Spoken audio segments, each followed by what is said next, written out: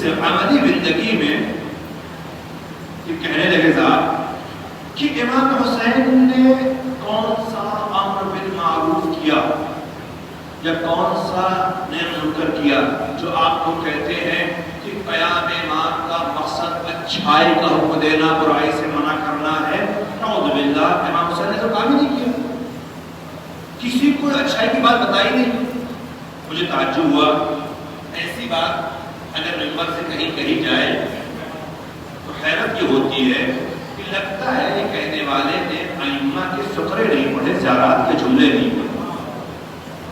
خود زیارت ناہیہ میں امام آخر نے اس بات کا اعلان کیا ہے، اشہد انک قد اقمت الصلاۃ وآتیت الزکاۃ وامرت بالمعروف ونہیت عن المنکر وعطاءت اللہ ورسولہ حتی اتاک الیقین۔ یہ جملے موجود ہیں، زیارت وارثہ موجود ہے فقرہ۔ اس کا مطلب کیا ہے کہ میں گواہی دیتا ہوں کہ آپ نے نماز قائم کی، آپ نے زکوٰۃ دی، آپ نے اچھائی کا حکم دیا، آپ نے برائی سے منع کیا۔ اگر امام معصوم گواہی دے رہا ہے کہ امام حسین نے یہ کام کیا ہے تو بھلا مجھ جیسے طالب علم میں اتنی جرأت کیسے پیدا ہو جائے جو یہ کہے کہ مولانا نے ایسا کام کیا ہی نہیں تھا؟ یہ کیوں ہے؟ یہ معرفت نہ ہونے کی بنیاد۔ لیکن میں نے کہا اس زیارت کا میں نے انتخاب اسی لیے کیا ہے کہ زیارات کے فقروں سے اگر تھوڑی سی معرفت امام حاصل کی جائے، یہ فقرے ہمارے اپنے نہیں ہیں، امام کی تعلیم کرتا ہے۔ اور زیارت اربعین کے اندر میں عرض کر رہا ہوں میں پہلے حصے میں امام حسین کی تعریفیں کی گئی، ان کے القاب اور ان کے اوصاف بیان کیے گئے، اور اس کے بعد دوسرے مرحلے میں چھٹے امام جو ہیں وہ گواہی دیتے ہیں اس بات کی، میں گواہی دیتا ہوں کہ آپ کو اللہ نے کیا کیا کرامتیں عطا کی، کیا کیا عظمتیں دی، کیا کیا رتبے عطا کیے ہیں۔ اور اس میں فرماتے ہیں چھٹے امام، میں سب کہتا ہوں کہ آپ کیا ہے فائز بکرامت کا۔ یہ مالک کہ حسین کون ہے؟ جو کامیاب ہوا ہے تیرے کرم سے، اور کرم کیا ہوا؟ اکرمتہ بالشہادہ، اکرمتہ بالشہادہ وحبوتہ بالسعادہ۔ اور کیجئے گا، امام فرماتے ہیں کہ مالک تم نے اس حسین کے اوپر، میرے جد حسین کے اوپر کرم کیا ہے شہادت کے ذریعے سے۔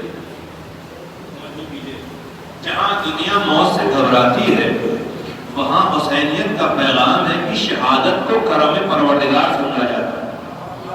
لوگ کرم کا معنی دولت مل جانے کو سمجھتے ہیں، اہل بیت کرم شہادت کو سمجھتے ہیں۔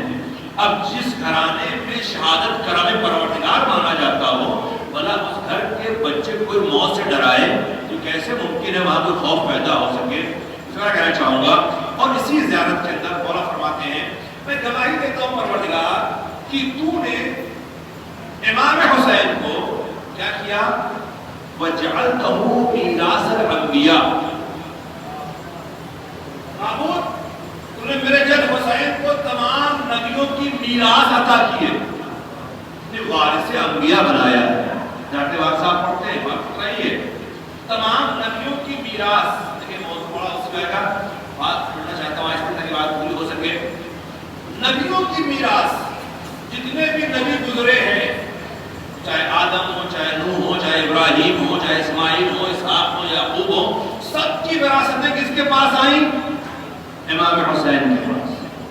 اس کا مطلب ہے 1,24,000 نبیوں کا وارث بن کر کے جو میدان میں کھڑا تھا وہ فقط تنہا حسین نہیں تھا، وہ اکیلا حسین نہیں تھا، وہ آدم سے خاتم تک تمام نمائندے الہی کی زحمتوں کو بچانے کے لیے ساری زحمتیں برداشت کرنے کو تیار تھا۔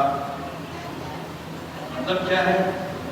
مطلب سے کہاں سے کہنا ہے مجھے، اگر ہم اس فقرے پہ غور کریں اور بات یہاں تک پہنچ جائے کہ جو تمام نبیوں کی میراث لے کھڑا تھا، تو کیسے ممکن ہے کہ جس کے ہاتھ میں تمام نبیوں کی وراثت ہو وہ اپنا ہاتھ یزید جیسے باطل کے ہاتھ میں دے دے؟ دیکھیے وہ لوگ اور ہوں گے جو اپنے خاندان کی شرافت کی وراثت کی حفاظت نہیں کرتے، مگر جو لوگ واقعی شریف ہیں وہ اپنی خاندانی وراثت کو بچا کے رکھتے ہیں، اس کی حفاظت کرتے ہیں۔ ہمارے خاندانی میراث ہے۔ میں کہنا چاہوں گا کہ عام طور سے بات کیا کرتا ہوں، ہم سب کو وراثت میں اگر عزائے حسین ملی ہے، مجلس حسین ملی ہے، فرش عزائے حسین ملا ہے، درسگاہ حسین ہمیں میسر ہوئی ہے، تو ہماری ذمہ داری ہے کہ اس کی مکمل حفاظت کی جائے۔ اور حفاظت کا مطلب معاف کیجیے گا، حفاظت کا مطلب باہر سیکورٹی گارڈ لگا دینا نہیں ہے۔ حفاظت کا مطلب اس کے تقدس کی حفاظت ہے، اس کے وقار کی حفاظت ہے، اس کی عظمت کی حفاظت ہے، اس کی شان کی حفاظت ہے۔ اور اگر ہم اس کے تقدس کو نہ بچا پائے، یقین جانیے ہم میدان محشر میں جواب دہ ہوں گے۔ تقدس یعنی کیا؟ اس مجلس عزا کی پاکیزگی، اس کے ثمرات کی حفاظت، نوجوانوں کے کانوں پر بڑی ذمہ داریاں ہیں۔ یاد رکھیے گا، بڑی زحمتوں سے یہ بزرگ اس عزاداری کو یہاں تک لائے۔ میں جو لوگ یہاں بیٹھے ہیں بزرگان ٹائپ ہے میری بات کی کہ بڑی زحمتوں سے آپ یہاں تک عزاداری کو لائے، آسانی سے نہیں ملی ہے۔ اب آنے والی نسلوں کی ذمہ داری ہے کہ جو چیز کو بزرگوں نے زحمتوں سے ہم تک پہنچایا ہے اس کی حفاظت کی جائے، اس کے تقدس کو بچایا جائے، اس کی عظمت کو بچایا جائے۔ اب ظاہر سی بات ہے یہ تقدس کیا ہے، اس کی عظمت کیا ہے، اس کا وقار کیا ہے، اگر میں اپنے لفظوں میں کہہ سکوں تو میرے کہنے میں نہ مانیے گا صاحب کہ یہ مولوی صاحب ہیں، آج کی دنیا میں مسئلہ ہو گیا ہے کہ آپ لوگ کہتے صاحب کہ ممبر پہ جتنے لوگ آتے ہیں اتنی طرح کی بات کرتے ہیں، تو ہم کیا کریں؟ مشکل یہ بھی تو ہے نا۔ اس لیے میرے کہنے میں مانیے گا، آئیے اپنے 8ویں امام رضا علیہ السلام سے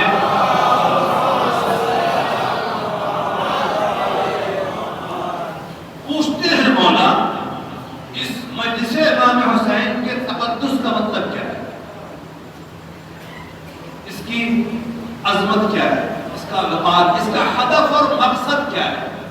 کبھی ذہنوں میں سوال اٹھا آپ کے کہ آپ لوگ اتنی دور سے اپنا سارا کام چھوڑ کر کے آگے یہاں فرش پہ بیٹھے، کس لیے بیٹھے ہیں؟ کیوں آئے؟ یہ جو لاکھوں کروڑوں کی تعداد میں لوگ اپنا اپنا وطن چھوڑ کر بڑا گئے، کیوں گئے؟ کوئی مقصد اس کے پیچھے ہے کہ نہیں ہے؟ کوئی لاجک ہے کہ نہیں ہے؟ کیوں آنا؟ اب بات کہوں، اطمینان سے بات پہنچ جائے شاید آپ تک، ایک بہت سطحی اور بہت معمولی درجے کی بات یہ ہوتی ہے کہ صاحب ہم فرش پہ بیٹھے ہیں کہ یہاں بیٹھنا ثواب ہے، یہ برا نہیں ہے، یقیناً بیٹھنا ثواب ہے، مگر یہ بہت چھوٹے درجے والی بات ہے۔ مطلب کیا پتا ہے آپ کو؟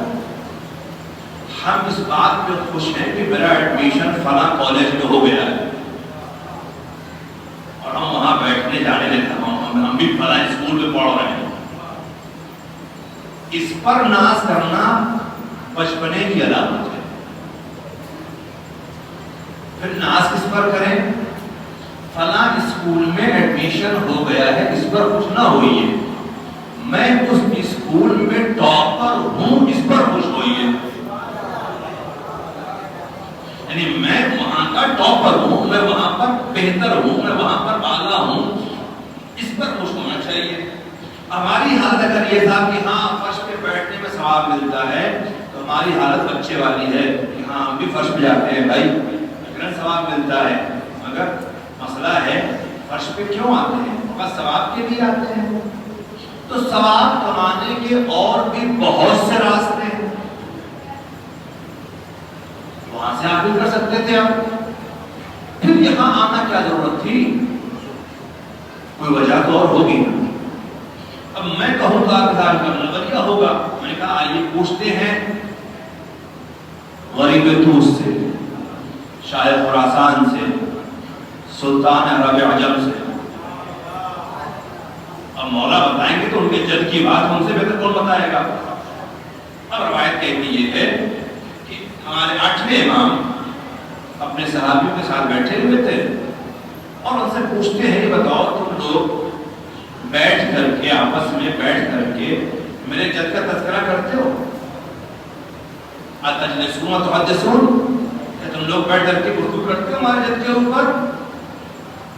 تو راوی کہتا ہے میں نے کہا ہاں مولا، ہم جب بیٹھتے ہیں آپس میں، اسے مجلس کہتے ہیں، بیٹھتے ہیں آپس میں تو آپ جد کا تذکرہ کرتے ہیں، باتیں کرتے ہیں. تو کہا ہاں کرتے ہیں. امام فرماتے ہیں کہ احیو امرنا رحم اللہ من احیا امرنا، تو جب بیٹھ کے باتیں کرتے ہو نا تو ہمارے امر کو زندہ کرو اور اللہ اس پر رحم کرے جس نے ہمارے امر کو زندہ کیا. قول امام کی روشنی میں ہم سب کے بیٹھنے کا مقصد یہ ہو کہ امر اہل بیت زندہ ہو جائے، امر اہل بیت زندہ ہو. اور اگر ہم نے بیٹھ کر کے آپسی گفتگو سے امر اہل بیت کو زندہ کیا تو پھر ہم امام وقت کی دعاؤں کے مستحق ہوں گے. اور پھر امام ہمارے حق میں کیا دعا کرتے ہیں؟ رحم اللہ من احیا امرنا، اللہ اس پر رحم کرے جس نے ہمارے امر کو زندہ کیا. بات واضح ہے؟ اللہ اس پر رحم کرے. اگر امام وقت رحم کی دعا کر دے تو اس سے بڑا کوئی انعام نہیں ہوتا. راوی یہ امام کی صحبت میں بیٹھنے والا تو اپنے فوراً پلٹ کے پوچھتے ہیں مولا کہ آپ کا امر زندہ کیسے ہوگا؟ اور توجہ، اگر صرف بیٹھ کے بات کرنے سے امر زندہ ہو رہا ہوتا تو پھر یہ سوال نہ اٹھتا کہ آپ کا امر زندہ کیسے ہوگا. ہم تو بیٹھ کے بات کرتے تھے. یہ سوال اٹھنا بتا رہا ہے کہ وہ صحابی بھی جانتا ہے فقط بیٹھ جانا کمال نہیں ہے، فقط بات کر لینا کمال نہیں ہے، کوئی اور شے ہے جس کو ہمیں جاننا چاہیے. کہ آپ کا امر زندہ کیسے ہوگا؟ امام فرماتے ہیں تعلموا علومنا وعلموها الناس. جب ہم ہمارے جد کے بارے میں بیٹھ کے باتیں کرو تو ہمارے علم کو سیکھو اور اسے لوگوں کو سکھاؤ. یہ مولا قول ہے، سیکھو اور سکھاؤ. اس کا مطلب جو میں سمجھ پایا کہ جب بھی کبھی آپ حسین کے نام پر لوگ بیٹھیں تو سیکھنے اور سکھانے کے لیے بیٹھیں، خالی ثواب کمانے نہ بیٹھیں. صلوات پڑھیں محمد وآل.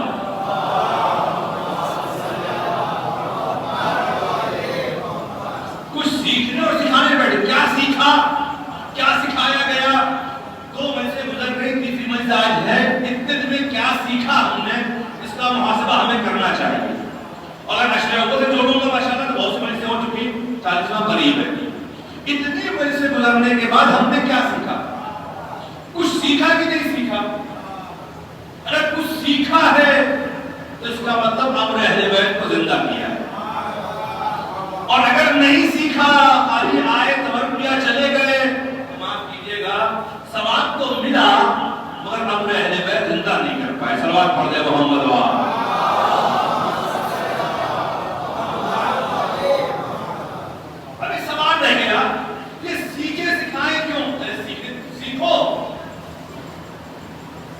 پہلی بات تو سیکھنے کی تھی. صرف سیکھنا کافی نہیں ہے، لوگوں کو سکھاؤ. یہ بہت سخت والا معاملہ ہے. اسی کے ساتھ صاحب نے بتایا، ہم نے سیکھ لیا. اب دوسرے کو بتائیں کیسے، دوسرے کو سکھائے کیسے؟ یہ ذمہ داری بھی ہے آنے والوں کی، سننے والوں کی، سیکھنے والوں کی. دوسروں کو بھی سکھاؤ. اب یہ لفظ دوسرا علموها الناس، لوگ ہیں، لوگوں کو سکھاؤ. اس میں شرط مسلمان نہیں ہے، شرط ایمان نہیں ہے، شرط نہ اسلام نہ ایمان ہے. لوگ ہیں، ناس، لوگوں کو سکھاؤ. سوال ہے جو آدمی خود ہی نہ سیکھا ہو سکھائے گا کیا؟ آج سب سے بڑا مسئلہ یہ ہے کہ ہماری پوری عمر فرش عذاب پہ بیٹھتے بیٹھتے ختم کی منزل میں ہے، اور ہم خود نہیں سیکھ پائے صاحب کہ کیوں آئے تھے، اور جب خود نہ سیکھ پائے تو کہیں کیسے؟ دیکھیے میں کہا حدیث کا آدمی ہوں، اور جو لوگ بہرحال پڑھتے پڑھاتے ہیں میں تو جانتے ہوں گے، اگر کوئی ٹیچر کسی سبجیکٹ کو خود نہیں سمجھا ہے تو دوسرے کو سمجھا نہیں سکتا، ٹائم پاس تو کر سکتا ہے، یہاں کی وہاں کی ادھر ادھر ہوا کر کے 1 گھنٹہ پورا کر سکتا ہے، اور جو خود نہیں سمجھا سمجھا نہیں سکتا، صحیح مطلب منتقل نہیں کر سکتا۔ امام کہتے ہیں خبردار جب فرش پہ بیٹھو تو سیکھو، اور ایسا سیکھو کہ سکھا سکو، دوسروں تک پیغام پہنچا سکو۔ افسوس اسی بات کا ہے کہ ہم لوگ اتنے دن تک درس گاہ مولا حسین میں آنے کے بعد اس طرح نہ سیکھ پائے کہ غیروں کو سکھا دیتے کہ ایام عزا کوئی تیوہار نہیں ہے، غم کا موسم ہوا کرتا ہے۔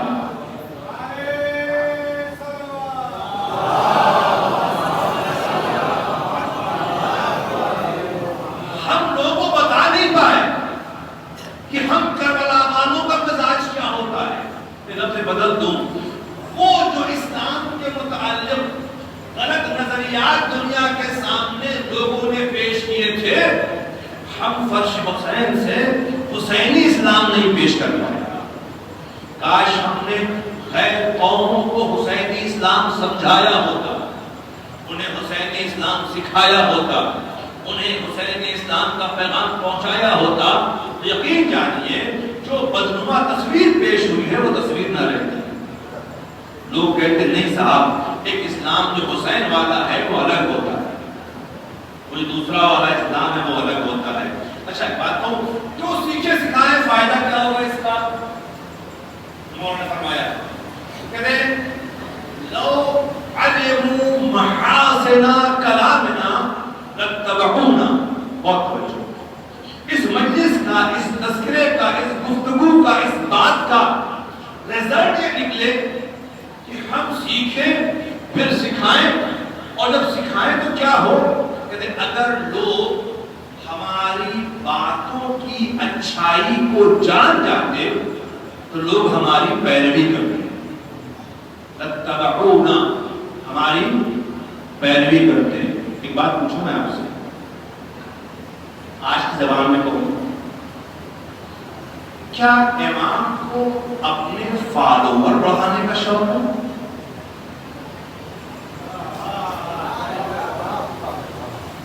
میرے فالوور بڑھ جاتے، میری اتباع کرنے والے بڑھ جاتے، ان کی تعداد میں زیادتی ہو جاتی، تو کیجیے گا، کیا امام کو فالوور کا شوق ہے؟ پھر یہ بات کیوں کہی ہے کہ اگر لوگ میری بات کی اچھائی کو جان جاتے تو ہمیں فالو کرتے، ہماری پیروی کرتے، ہماری اتباع کرتے۔ بہت توجہ، بہت توجہ، بات حساس ہے تھوڑی سی، ہماری اتباع کرتے۔ یاد رکھیے گا امام وقت ہماری اتباع کا محتاج نہیں ہوتا، ہم اس کی پیروی کریں نہ کریں وہ امام ہے۔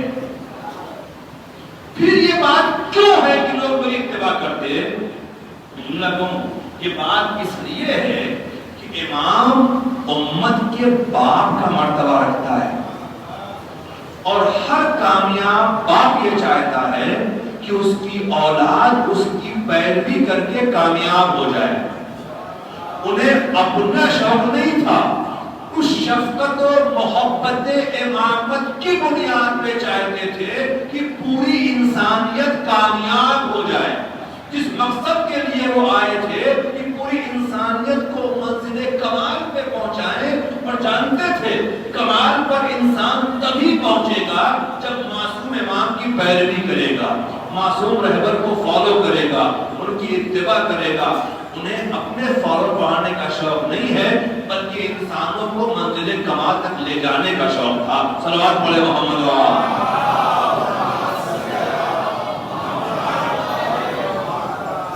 اور آپ بخوبی جانتے ہیں اگر انسانیت اس قول کے مطابق اگر لوگ امام معصوم کی پیروی کرتے تو بڑے یقین سے کہہ رہا ہوں پورے عالم اسلام میں کوئی ناکام نہ ہوتا.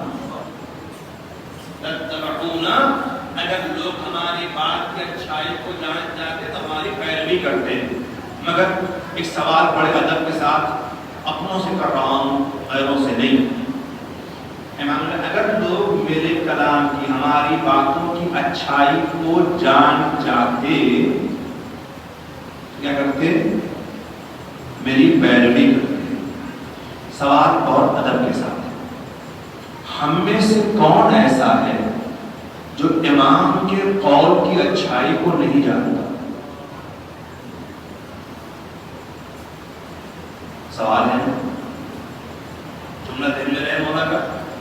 اگر لوگ ہمارے کلام کی ہماری بات کی اچھائی کو جانتے تو ہماری پیروی کرتے. مولا بتا رہے ہیں کیونکہ لوگ ہماری باتوں کی اچھائی کو نہیں جانتے اس لیے ہماری پیروی نہیں کر رہے. میں لوگ کی بات چھوڑوں میں اپنوں سے پوچھ رہا ہوں جو مسلسل اقوال امام سنتے رہتے ہیں ہم میں سے کون ایسا ہے جو امام کے قول کی اچھائی کو نہیں جانتا؟ ہم میں کون ایسا ہے جو یہ نہیں جانتا کہ امام جو کہتے ہیں ہماری بھلائی کے لیے کہتے ہیں؟ کون ایسا ہے جو نہیں جانتا کہ امام ہمیشہ ہمیں کامیاب بنانے کے لیے ہمیں راستے بتاتے رہتے ہیں؟ ہم میں سے کس کو پتا نہیں مولا کے قول میں کتنی اچھائیاں ہیں؟ سب کو معلوم ہے نا. تو پھر سوال اٹھتا ہے پھر ہمیں اتباع امام سے کس چیز نے روکا ہے؟ لوگ جب جانیں گے تب پیروی کریں. ہم جانتے ہیں پھر پیروی کیوں نہیں کرتے؟ ہمیں کس چیز نے روکا ہے اتباع سے؟ ہمیں کس چیز نے امام کے نقش قدم پہ چلنے سے روکا ہے؟ ہمیں کس چیز نے اپنے امام کو فالو کرنے سے روکا ہے؟ ہمیں کس چیز نے اپنے امام کی پیروی کرنے سے منع کیا ہے؟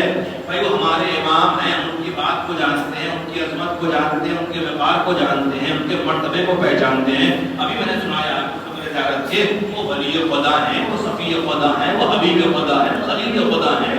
اتنی قربت اللہ سے امام کو ہے, جب اتنے قریب کا امام ہمیں مل گیا ہے تو اس کی پیروی کیوں نہیں کرتے؟ جو اللہ سے اتنا قریب ہے اور ہمیں پہنچنا کہاں ہے؟ اللہ تک پہنچنا ہے نا. ہمارے سارے عمل کس لیے ہیں؟ قربت اللہ ہے نا, اللہ سے قریب ہونے کے لیے. اور اللہ کا احسان, اس کا کرم, اس کی عطا, اس کی مہربانی, اس کی بخشش, اس کی عنایتیں اس نے ایسے گھر میں بھیجا کہ جہاں اللہ کے قریبی بندوں کا تذکرہ پہلے سے تھا, جو اللہ کے بڑے قریب والے بندے تھے. تو جب اتنے قریب کے بندے ہمیں مل گئے تو ہم ان کی پیروی کیوں نہیں کرتے؟ ہم انہیں فالو کیوں نہیں کرتے؟ ان کی باتوں پہ عمل کیوں نہیں کرتے؟ کیا کوئی اور آپ کی نظر میں ہے جو ان سے بہتر ہو؟ کوئی اور آپ کا ہے ایسا آئیڈیل جو ان سے اچھا ہو؟ یا آپ کے ذہنوں میں اور ایسا ماڈل ہے جو ان سے اعلیٰ درجے کا ہو؟ اگر آپ کے پاس یہ دو صورتیں ہیں, یا تو آپ کے پاس کوئی دوسرا آپشن ہے اس سے بہتر تو آپ انہیں نہیں مانتے, اور اگر آپ کے پاس کوئی سیکنڈ آپشن ان سے اچھا نہیں ہے تو پھر سوال ہے انہیں چھوڑا کیوں ہے, ان کی پیروی کیوں نہیں ہو رہی ہے, انہیں فالو کیوں نہیں کیا جا رہا ہے. اذان محترم معاف کیجیے گا, دونوں جہان کی کامیابی انہی کی اطاعت میں ہے. صلوات پڑھے محمد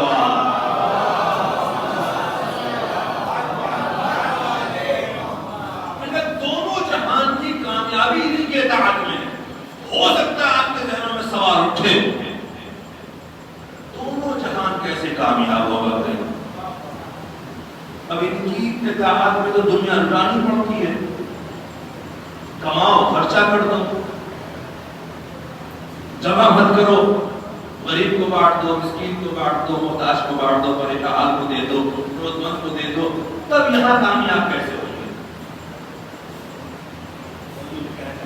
کیسے کامیاب ہوگا؟ آپ کے دونوں جہان کامیاب کامیاب بہت توجہ کچھ کہنا چاہتا ہوں میں. ان کی اطاعت میں دونوں جہان میں کامیابی کیسے ہو؟ شاید آپ کو وہاں کے بارے میں ڈاؤٹ نہ ہو کہ ہاں وہاں تو کامیابی ان کی اطاعت میں ہو سکتی ہے، یہاں کیسے کامیاب ہو؟ ان کی راہ پہ چلیں گے تو ہر قدم پہ یہ حلال ہے، یہ حرام ہے، یہ جائز ہے، ناجائز ہے، یہ دو ہزار پابندیاں، آپ کامیاب کیسے ہوں گے؟ معاف کیجیے گا، جن کی نگاہوں میں مال دنیا، دنیا کا عہدہ، دنیا کی پراپرٹی، دنیا کا خزانہ، یہ معیار کامیابی ہے. میں جملہ کو آپ خدمت میں، مجھے کوئی ایک صاحب دولت ایسا دکھائیے جو فقیر نہ ہو.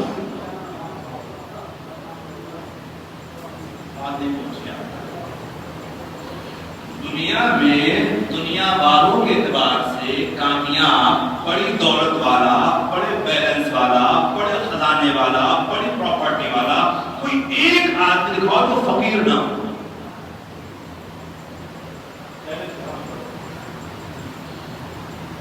دولت ہے پر فقیر ہے، مطلب کیا ہے؟ کہتے ہیں فقیر کے معنی ہے محتاج کے. کروڑوں بھرا ہے پھر بھی دو گن اور مل جائے اس کی احتیاج باقی ہے. اربوں کی پراپرٹی ہے پھر بھی یہ بھی مل جائے، یہ فقیری باقی ہے. وہ بھی مل جائے، یہ بھی مل جائے، وہ بھی مل جائے، یہ مل جائے، اسے کہتے ہیں فقیری.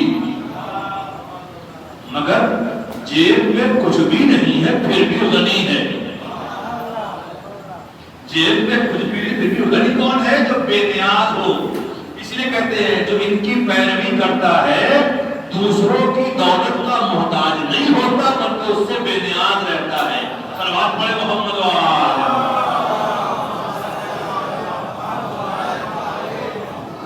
اب بتائیے کامیابی فقیری بھی ہے کہ بے نیازی میں ہے؟ کامیابی کس میں ہے؟ فقیری میں کہ بے نیازی میں؟ گھروں بھرا پڑا ہے، عالیشان فلیٹ میں ہے، ہمیں نیند نہیں آ رہی ہے، ابھی یہ ڈیل ہونا باقی ہے، وہ والی ڈیل ہو جائے، وہ معاملہ طے ہو جائے، وہ پروجیکٹ تیار ہو جائے.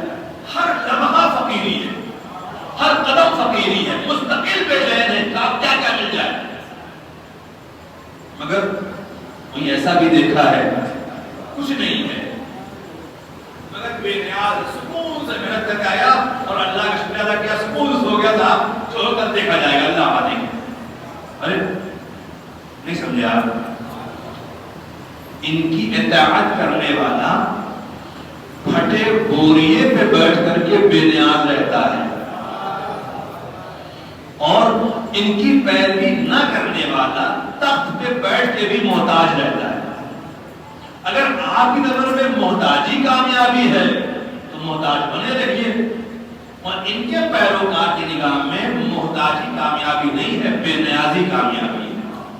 اور جب بات ہے تو مجھے کہنے دیجئے، میں نے دیکھا ہے جن لوگوں نے ان کو فالو کیا، ان کی پیروی کی نا، وہ فاقہ بھی کرتے تو بے نیاز رہتے ہیں، فاقہ بھی کرتے تو بے نیاز ہوتے، دوسرے کی تھالی میں نہیں جھانکتے، اس کے سامنے ہاتھ نہیں پھیلاتے، بلکہ اپنے معبود سے بات کرتے ہیں اور ساتھ ہماری ہم تیرے فقیر ہے بس. یہ بے نیازی کیسے آتی ہے؟ ان کی پیروی کر کے آتی ہے. جب بندہ دیکھتا ہے نا ان کی پیروی، اہل بیت کی پیروی دیکھتا ہے، فاقہ بھی ہو تب بھی بندوں کے سامنے ہاتھ نہیں پھیلائے، بات اپنے مالک سے ہی کریں گے. اور پتہ نہیں کتنا بے نیاز ہوتے ہیں یہ لوگ، گھر میں کچھ نہیں ہوتا پھر بھی مانگنے والوں کو دے دیتے ہیں. اور پتہ نہیں آپ پہنچیں گے نہیں پہنچیں آپ کے سامنے. گھر میں کچھ نہیں ہے، روزے سے ہیں، آفتاب کے وقت بیٹھے ہیں، دروازے پہ سائل آ گیا، اٹھا کے دے دیا. جب اٹھا کے دے دیا مطلب کیا تھا؟ بتانا یہ تھا کہ جن کا رشتہ اس سے مضبوط ہو جاتا ہے نا وہ مال دنیا سے محبت نہیں کرتے، اسے لٹا کر کے وہاں کا بہتر مکان بنا لیتے ہیں۔ بات سے بیٹھوں گا، کیفیت صرف اتنی سی ہے کہ ان کی اتباع میں دونوں جہان کی کامیابی، اس لیے کہ جو ان کی اتباع نہیں کرتا، میں کہوں گا دولت ہونے کے بعد فقیر ہوتا ہے اور خزانہ بھرا ہونے کے بعد بھی باعزت نہیں بن پاتا، کسی نہ کسی کے سامنے سر جھکا ہی لیتا ہے، کسی نہ کسی کے سامنے سر جھکا، کیوں کہ محتاج ہے، فقیر ہے، ابھی ایک ڈیل اور ہونا باقی ہے نا، تو فلاں صاحب سے مکرنی ہے، تو وہ سر سر سر سر سر سر کرنا پڑے گا تاکہ ایک ڈیل اور ہو جائے۔ اور کیا انسان کی عزت انسان کے سامنے سر جھکانے میں نہیں ہے، انسان کی عزت خدا کے سامنے سر جھکانے میں ہے۔ جب اس کے سامنے سر جھکتا ہے تو پھر بندوں کے سامنے سر نہیں کرنا پڑتا، پھر اللہ کی بارگاہ جلگاہ ہوتا ہے، اس کے حوالے معاملہ ہوتا ہے، اس کی اطاعت بندہ چلتا ہے۔ ایک بات کہتا چلوں، اس کی اطاعت بندہ چلتا ہے نا تو جہاں ہوتا ہے باوقار عزت کے ساتھ، عزت کا سودا نہیں ہوگا صاحب، ڈیل ہو چاہے نہ ہو، حرام طریقے سے معاملہ نہیں ہوگا، پیسے آئے چاہے نہ آئے، ناجائز بات نہیں ہوگی، معاملہ طے ہو چاہے نہ طے ہو۔ اس جرأت کہاں سے آتی معلوم ہے؟ یہ طاقت اسی میں آ سکتی ہے جو ان کی پیروی کرے گا۔ یہ طاقت بڑے سے بڑے ادھیکاری، بڑے سے بڑے صاحب، بڑے سے بڑے دولت والے کے سامنے یہ کہنا کہ صاحب غیر شرعی طریقے سے کام نہیں ہوگا، چاہے کام ہو نہ ہو، یہ جرأت سے اس میں آ سکتی ہے جو ان کی پیروی کرتا ہوگا، جو انہیں فالو کرتا ہوگا۔ ورنہ ہر آدمی کہیں نہ کہیں سب جھکا لیتا ہے، صاحب کہ ٹھیک ہے ہونا چاہیے، میں چاہے جیسے ہونا چاہیے، معاملہ یہ چاہے جیسے ہو، یہ اپنی قدر و قیمت کو بیچ کر کے ہوتا ہے۔ قربانی امام حسین انسانی اقدار کو بلند کرنے کے لیے تھی، وقار انسانی کو بالا بنانے کے لیے تھی، اور اسی لیے مولا حسین نے کہا تھا حیات من الذلہ، ہم ذلت کے ساتھ سودا نہیں کر سکتے، اور صاف امام نے کہہ دیا تھا الموت اولی برکوب العار، موت بہتر ہے ذلت کے ساتھ جینے سے۔ اور دوسرا خطرہ ساتھ میں یہ بھی تھا والعار اولی من دخول النار، رسوائی بہتر ہے جہنم میں جانے سے۔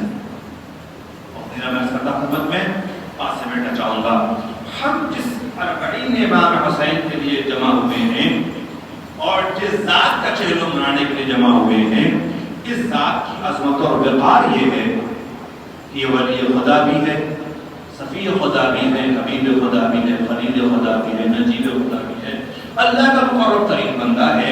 اس بندے کو پروردگار عالم نے تمام نبیوں کی وراثت بھی دی ہے اور اس کو شہادت ذریعے سے کرم بھی عطا کیا ہے۔ اور پھر مولا فرماتے ہیں پروردگار تو نے میرے جد حسین کو قرار دیا ہے، سرداروں میں سردار بنایا ہے، رہبروں میں رہبر بنایا ہے، اور وزیر محافظ بنایا ہے، اور ساری باتیں کر کے انشاءاللہ باقی باتیں کل ہوں گی، بس اشارہ کرو ختم کرو، باتیں کل ہوتی رہیں گی۔ اس کے بعد مولا فرماتے ہیں جب تم نے اتنا کچھ عطا کیا میرے جد حسین کو، تو اس نے کیا کیا؟ اس نے تیرے پیغام کو پہنچانے میں کوتاہی نہیں کی، کوئی عذر کرنے لائق نہیں رہ گیا کہ ہم تک بات نہیں پہنچی ہے۔ اور وہ آخری والی جس سے بات کر کروں گا میں، مولا فرماتے ہیں وَبَدَدَ مُوجَتَهُ فِيكَ لِيَسْتَنْقِذَ عِبَادَكَ مِنَ الْجِحَالَ وَيَرْدِ الزَّلَالَ۔ اے مالک میں گواہی دیتا ہوں میرے جد میں تو نے اتنے خطبے دیے، اس نے اپنا خون اپنی جان تیری راہ میں اس لیے دے دی تاکہ تیرے بندوں کو جہالت سے نکال اور گمراہی کی حیرت سے نکال۔ یہ دو اہم مقصد بتائے چھٹے امام نے آقا حسین کی قربانی کی۔ بات انشاءاللہ کل کروں گا، میں سمجھنا چاہوں گا۔ اب آپ محسوس کریں ہم سب اللہ کے بندوں کو جہالت سے نکالنے کے لیے اپنا پورا کنبہ قربان کیا ہے۔ آقا حسین اپنا پورا گھر قربان کیا، اپنے عزیز قربان کیے.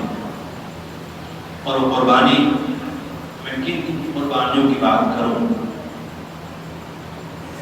امام حسین کی تمام تر قربانیوں میں ہر قربانی کے پیچھے کوئی نہ کوئی مقصد اور حکمت رہی ہے.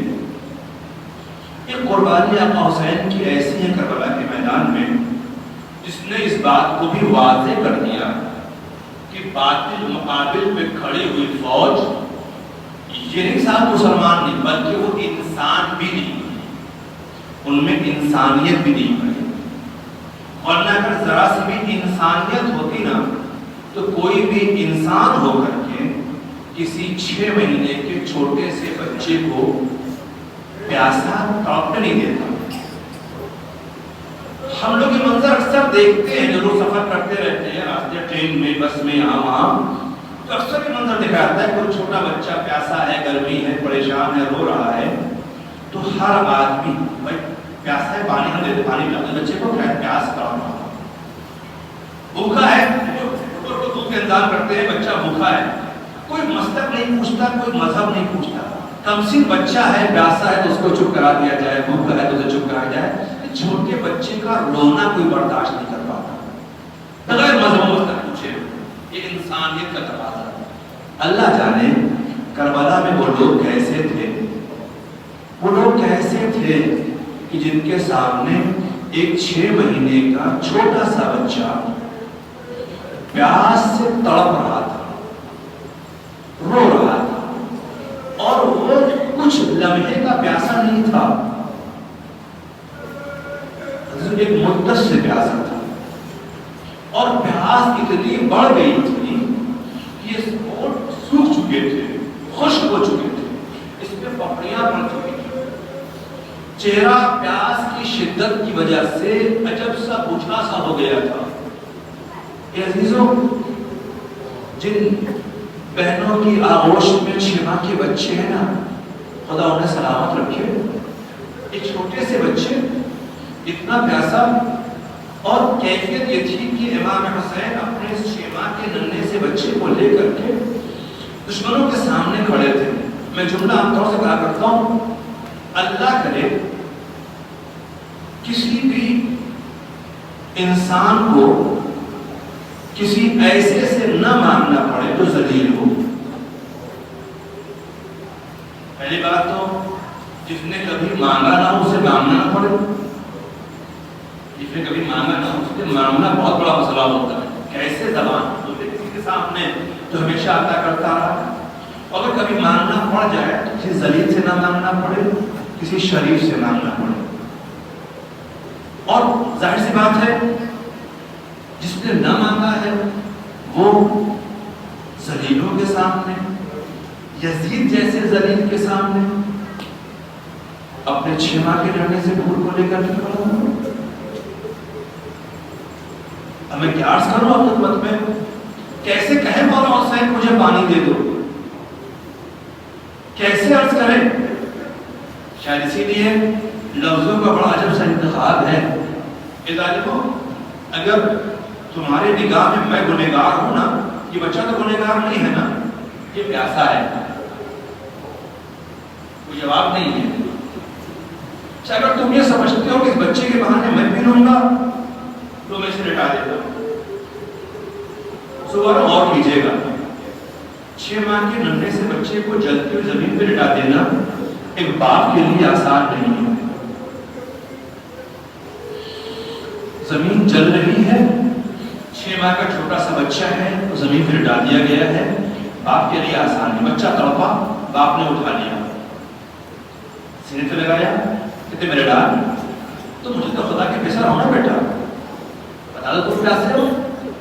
باپ نے اجازت دی، وہ چھوٹی سی زبان سوکھے ہونٹ پہ پھرنا شروع ہو گئی. منظر بڑا پردرد تھا. روایت کہتی ہے کہ اس منظر کو دیکھ کر کے دشمنوں میں تھوڑا سا دل والے تھے، اللہ دل کے لوگ وہ رونے لگے. عزیزوں، جس قربانی کی بات کر رہا ہوں نا، یہ کربلا کا وہ مجاہد ہے جس نے اپنی سوکھی زبان سے وہ جہاد کیا کہ باطل کے چہرے پہ پڑی ہوئی انسانیت کی نقاب بھی تار تار ہو گئی. اب کوئی جواب نہیں تھا. ظالموں نے تیر چلایا, تین ہلکا تیر, چھوٹا سا گلا, ننھا شہزادہ, تیرا گلے پہ لگا, بچہ باپ کے ہاتھ میں منفرد ہو گیا. کیا بدارو اور کیا اپنے اللہ ان آوازوں پر رحمت نازل کرے. کوئی غم سوائے ہمیں اہل بیت کی سخت منزل تھی نا حسین کے لیے.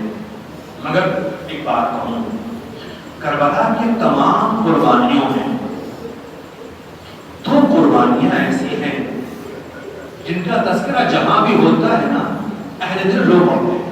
ایک ننھا مجاہد اصغر اور جس ماں کا بیٹا اصغر ہے اسی ماں کی بچی سکینہ.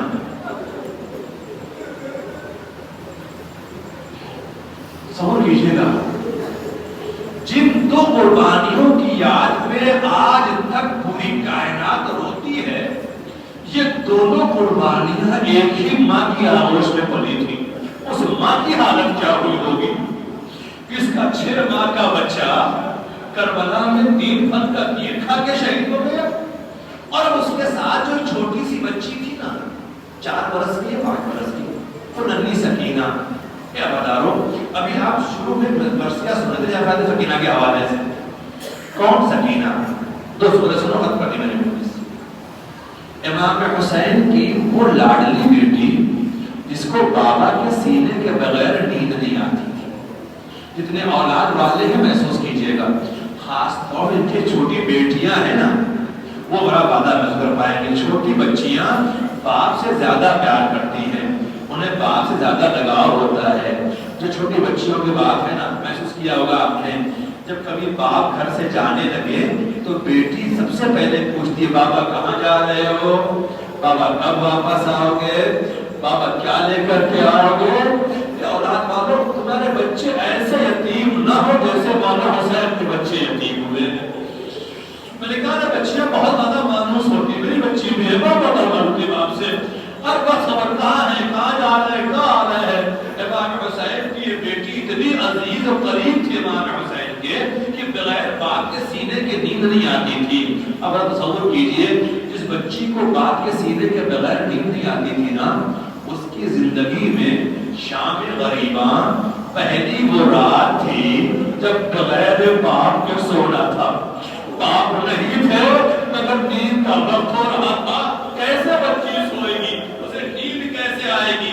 شاید یہی وجہ نہیں ہو کہ باپ کا سینہ تلاش کرتے کرتے وہ یتیمہ مقتل میں پہنچ گئی. وہ صرف ایک آواز بولتی تھی, اے نبی, اے نبی, بابا کہاں ہو, بابا کہاں ہو. بچی مقتل میں بابا کو بلاتی تھی. ایک نشوب سے آواز آئی, بچی ادھر آ جا, میرا بابا یہاں ہے. اولاد والوں, ننھی شہزادی اس قریب پہنچی. قریب پہنچے کیا دیکھا, ایک لاش ہے, سر کٹا ہوا ہے, بغیر سر کا جسم ہے.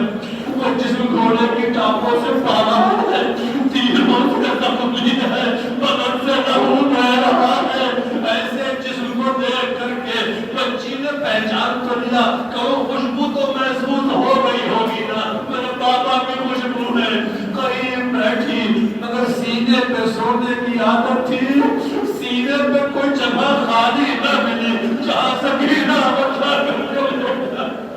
اب بتا رہو خدا میں اہل بیت جب کوئی جگہ سینے پہ نہ ملی نا, پہلے مقتل کہتے ہیں ننھی شہزادی نے اپنے رخسار کو باپ کے قدموں سے لگایا اور باپ کے قدموں کے پاس وہ بچی سو. باپ کا احساس ملا, ذرا سا تبسم ہوا, نیند آ گئی, شہزادی سو گئی. باقی جو آخری فقرہ سنو ختم کر دی میں نے مجلس. یہ منزل کی پہلی رات تھی. اب اس کے بعد جناب سکینہ پہ بہت سی راتیں گزری. اللہ جانے نیند کیسے آئی ہوگی, سکون کیسے ملا ہوگا, قرار کیسے پایا ہوگا. روایت کہتی ایک مرتبہ ایک مقام پہ قافلہ جب جا رہا تھا, اونٹ کے پشت سے نیچے گری. ظالموں نے اس کے بعد جناب سکینہ کو اونٹ پہ اٹھانا نہیں بلکہ اونٹ کی پیٹھ پہ لٹا کر کے رسیوں سے جکڑ دیا گیا. جب خون چلتا ہے ننھی شہزادی کا سینہ چھلتا ہے، سکینہ کوئی فریاد نہیں کرتی ہے عزیزو، جب سینے سے اونٹ کی پشت اتارا گیا نا تو روایت میں پوری پیٹھ خون سے رنگین تھی۔ بابا ختم گئی وجہ شہزادی فرصہ قبول کریں، وہ بچی جو یتیمی کے بعد مسلسل ظالموں کے تماچے کھاتی رہی، تازیانے کھاتی رہی، اونٹ سے سینہ چھلنی ہوا، اے عزیزو وہ بچی زندان میں روایت جملے زندان میں ایک رات خواب سے اٹھی تو تڑپ کر کے اٹھی، ارے میرے بابا ابھی آئے تھے کہاں چلے گئے؟ بابا مجھے پیار کر رہے تھے، بابا مجھ سے محبت کا اظہار کر رہے تھے، اور بابا نے کہا بیٹا میں تمہیں لینے آیا ہوں، تمہاری مشکلیں ختم ہو جائیں گی۔ جناب سکینہ نے خواب بیان کیا، قرآن سے برپا ہوا، بیویاں سمجھ گئی حسین خواب میں آئے تھے، اس کا مطلب کیا ہے؟ اے عزیزو جیسی رونے کی آواز بلند ہوئی نا، روایت کہتی ہے یزید ملعون کی کانوں تک آواز پہنچی، اس نے پوچھا کیا بات ہے، یہ شور اور کس بات کا ہے، رڑائی کی آوازیں کیوں ہیں؟ انہوں نے بتایا حسین کی بچی نے خواب میں حسین کو دیکھا ہے اور اپنے بابا کو یاد کر کے رو رہی ہے۔ لو وفادار و ظالم نے امام حسین کا سر اس یتیمہ کے پاس بھجوا دیا، کسی یتیمہ کے ساتھ اس طرح کا سلوک نہ ہو۔ بابا کٹا ہوا سر دیکھا، رخسار پہ رخسار کے بابا بابا کانوں سے گوشوارے چھینے گئے، اے عزیز ہو یا وفادار ہو، بچی بہن کرتے کرتے خاموش ہو گئی، سکینہ دنیا سے رخصت ہو گئی۔ اے عزیز ہو وہ بچی سے وطن جانے کا بڑا ارمان تھا، اسی زندان میں رہ گئی۔ اے وفادار ہو ہمیں غریب وطن بھائی ہے، ہاتھوں میں ہتھکڑی ہے، بہن کی میت ہے، دفن کیسے کیا جائے؟ روایت کا دل چاہتا ہے آواز دوں، اے مولا علی آئیے، علی کی مدد کیجیے، بہن کی لاہور کر دیجیے، سجاد بنے ہاتھوں سے بہن کو زندان میں لٹا کر کے چلے۔ سيعلم الذين ظلموا أي منقلب ينقلبون إنا لله